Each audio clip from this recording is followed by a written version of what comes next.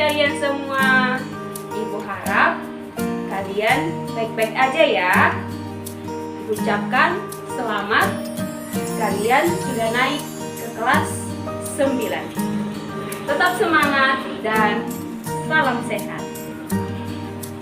Pada pertemuan kali ini, kita akan mempelajari Allah adalah sumber keselamatan sejati. Untuk itu, mari kita awali dengan doa pembukaan. Mari kita berdoa dalam nama Bapa dan Putra dan Roh Kudus. Amin. Allah Bapa yang Maha Kasih, kami bersyukur atas segala kemurahan-Mu. Bukalah hati dan pikiran kami, agar melalui proses pembelajaran ini, kami semakin menyadari bahwa Engkaulah Allah, satu-satunya sumber keselamatan, sebagai awal dan tujuan hidup kami.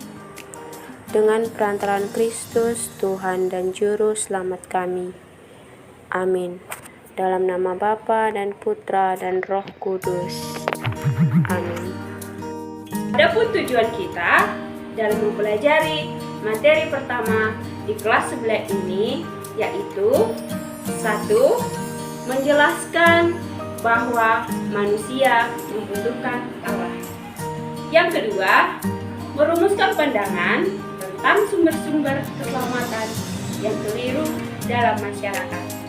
Yang ketiga, menjelaskan bahwa Allah adalah sumber keselamatan yang sejati. Yang keempat, menceritakan pengalaman yang dikasihi Allah. Yang kelima, menjelaskan salah satu cara Allah menyelamatkan manusia menurut kitab suci. Yang terakhir, mengimani bahwa Yesus Kristus adalah tanda kasih Allah yang paling agung. Anak-anak sekalian, siapa itu Allah? Allah adalah penyelamat. Tidak ada penyelamat lain selain Allah. Sejak semula, Allah berkehendak menyelamatkan manusia. Bahkan semua ciptaan yang lain melalui berbagai cara dan berbagai kesempatan.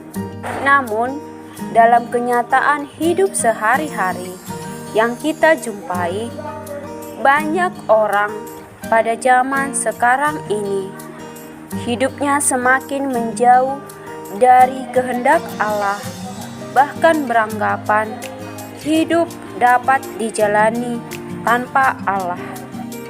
Banyak orang tidak lagi mengandalkan Allah sebagai satu-satunya sumber keselamatan sejati. Berikut ini adalah beberapa pandangan keliru masyarakat tentang sumber-sumber keselamatan. Pandangan yang keliru yang pertama, keselamatan bersumber pada harta duniawi. Maksudnya adalah keselamatan diukur dari kemampuan seseorang dalam mengumpulkan harta benda atau harta duniawi. Banyak masyarakat atau banyak orang setiap malam setia berdoa supaya mendapatkan banyak uang. Nah, setelah mereka mendapatkan uang, mereka pasti akan lupa dengan Allah sumber keselamatan. Harta benda duniawi menjadi jaminan keselamatan hidup. Orang yang memiliki anggapan demikian akan berusaha sekuat tenaga untuk mengumpulkan harta benda dengan cara menentang Allah. Mereka merasa tidak membutuhkan Allah lagi, karena segala sesuatu di dunia ini dapat diatasi dengan harta yang dimiliki. Pandangan keselamatan kedua yang keliru yaitu keselamatan bersumber pada kekuatan gaib. Dalam dunia modern ini, kita masih banyak menjumpai masyarakat modern yang mengandalkan mengandalkan keselamatan pada kekuatan gaib. Benda-benda atau mantra-mantra yang diyakini memiliki kekuatan gaib ini dipuja dan dihormati serta disimpan dengan baik supaya kekuatannya tidak hilang. Kekuatan gaib ini dianggap mampu menghilangkan malapetaka dan kecelakaan. Manusia menggantungkan hidup pada kekuatan gaib ini. Kekuatan gaib dipuja sebagai sumber keselamatan, sehingga kehendak Allah menjadi dilupakan. Pandangan sumber keselamatan yang keliru yang ketiga yaitu kemajuan ilmu pengetahuan dan teknologi sebagai sumber keselamatan. Ada sebagian orang beranggapan bahwa kemajuan ilmu pengetahuan dan teknologi sebagai sumber keselamatan. Mereka menggantungkan hidupnya pada ilmu kedokteran dan alat-alat kesehatan. Penemuan-penemuan baru dalam bidang kedokteran dan kesehatan semakin memberikan rasa aman terhadap hidupnya. Dengan kemajuan itu, mereka merasa dapat memperpanjang usia hidupnya. Mereka mulai lupa bahwa hidup dan mati hanyalah milik Allah. Anak-anak sekalian, apakah kalian setuju dengan beberapa pandangan tentang sumber keselamatan yang sudah Ibu jelaskan tadi? Tuliskanlah tanggapanmu pada kolom yang telah disediakan. Anak-anak sekalian, pada kenyataannya belum pernah terjadi ada orang yang menyembah berhala, harta duniawi, kekuatan gaib atau mistis, serta mengandalkan kemajuan ilmu pengetahuan itu merasa bahagia, aman, bebas, dan hidupnya aman sentosa. Tidak ada dan semua berujung pada penyesalan. Itu semua bukan sumber keselamatan sejati. Itulah yang dialami Rasul Paulus dalam pelayanannya di Athena. Betapa sedih hatinya ketika melihat kota-kota itu penuh dengan patung-patung berhala.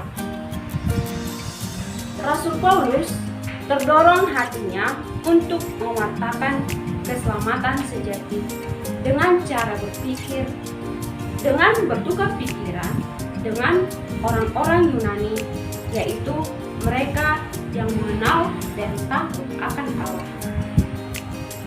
Hal ini kita bisa dalami dalam Kisah Para Rasul bab 17 ayat 16 sampai 34. Silakan dibaca kitab sucinya dan lakukanlah kegiatan pada tabel berikut ini.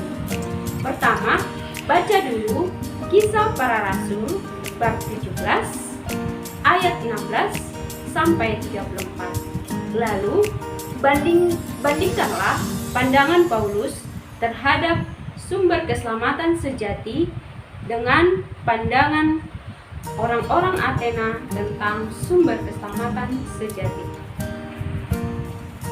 Setelah mengerjakan tabel ini, nanti kamu akan menemukan perbandingan perbedaan pandangan sumber keselamatan menurut Rasul Paulus dan orang-orang Athena. Berdasarkan teks tadi, kita melihat ada dua tanggapan orang-orang Athena atas tawaran keselamatan yang diwartakan oleh Rasul Paulus. Tanggapan satu, orang-orang yang menolak, terutama ketika Paulus mengatakan ada kebangkitan orang mati. Tanggapan kedua, orang yang menerima, yaitu mereka yang dapat menerima jalan pikiran yang pernah dijelaskan oleh Rasul Paulus. Seperti Allah tidak dibuat manusia. Jika manusia menyembah patung yang dibuat oleh tangannya sendiri, maka manusia jauh lebih kuat daripada patung. Lalu, pendapatmu terhadap pandangan Paulus apa? Silakan tuliskan pendapatmu di kolom yang sudah disediakan. Anak-anak sekalian, untuk menambah wawasan kita tentang materi ini, jauh sebelum Paulus, Nabi Yesaya juga sudah mengkritik kebiasaan orang Israel dalam menyembah patung dan menyembah berhala. Hal itu bisa kita lihat dari kitab Yesaya bab 44 ayat 9 sampai 20. Dari teks itu, kita bisa lihat beberapa poin penting. Poin yang pertama, orang-orang dalam kisah tersebut membuat dan mengukir patung dari kayu, dari emas dengan sedemikian rupa, lalu ditempatkannya di kuil-kuil untuk disembah. Nabi Yesaya mengkritik tindakan itu, lalu berkata, perbuatan itu ialah kesia-siaan belaka dan akan mendatangkan malu bagi pembuat dan penyembahnya. Mereka tidak paham bahwa mereka sebetulnya lebih hebat dari patung-patung yang mereka buat. Mereka yang membuat, mereka yang memikir. Mereka juga yang memikirkan cara bagaimana membuatnya. Tetapi mereka menganggapnya punya kekuatan yang lebih besar dari mereka yang membuatnya. Bagi Nabi Yesaya, hal itu adalah sebuah kebodohan. Nah, sekarang pelajaran apa yang bisa kamu petik dari kutipan Nabi Yesaya tersebut? Tuliskan pelajaran apa yang bisa kamu petik dari kutipan Nabi Yesaya tersebut dalam tabel yang sudah disediakan. Allah mengasihi manusia dan berkenan menyelamatkannya. Bahkan ketika manusia jatuh ke dalam dosa, Allah tetap setia dan menyelamatkan manusia. Allah senantiasa berkarya dalam hidup kita, baik melalui peristiwa biasa-biasa saja atau peristiwa luar biasa, maupun perhatian Allah bisa kita dapatkan dari orang lain dan sesama kita. Sekarang, tuliskanlah pengalaman tanda kasih Allah yang menyelamatkan kepada manusia, dan secara khusus tuliskanlah tanda kasih Allah yang kamu alami di dalam tabel berikut ini. Contoh tanda kasih Allah kepada manusia. 1. Allah menciptakan langit dan bumi. 2. Allah mengutus para nabi. 3. Allah memberi hidup kepada manusia. Yang keempat, bukti terbesar kasih Allah yang paling agung adalah Allah mengutus putranya sendiri, yaitu Yesus Kristus, untuk menebus dan menyelamatkan kita dari dosa-dosa. Sekarang, silakan kamu pikirkan sendiri contoh tanda kasih Allah yang kamu alami dalam hidup sehari-hari di tabel yang sudah disediakan. Anak-anakku yang terkasih, Allah kita sungguh baik hati. Karena kasih-Nya, kita diciptakan dengan martabat yang luhur. Karena kebaikannya pula, kita masih dapat menikmati napas kehidupan sampai hari ini. Juga diberi orang tua yang penuh perhatian, selalu mendampingi dan membimbing kita. Saudara dan guru kita juga dihadirkan untuk membantu kita dalam mengarungi perjalanan hidup. Bagaimana kita menyikapi kebaikan Allah semua itu?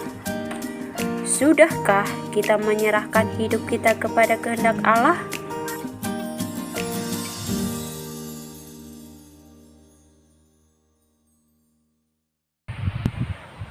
Anak-anak sekalian, demikian materi kita hari ini. Ibu berharap kamu dapat memahami Allah sumber keselamatan sejati dengan mengikuti langkah-langkah kegiatan yang Ibu buat tadi. Kalau belum jelas, silakan bertanya di grup WA mata pelajaran yang ada di WhatsApp. Salam sehat semuanya, bye-bye.